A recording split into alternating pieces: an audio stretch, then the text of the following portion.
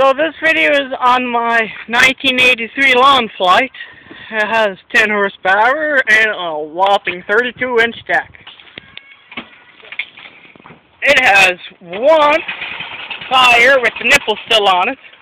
It has another rather bent up tire. It has two matching rear end tires. It's reverse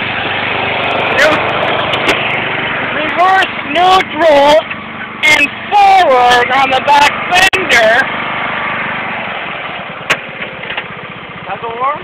Your clutch is there. Your throttle's in the front with your choke. Then your speed. Can you hook onto a thing under here? I don't think so. No. Then your... Only the idea of holding it there.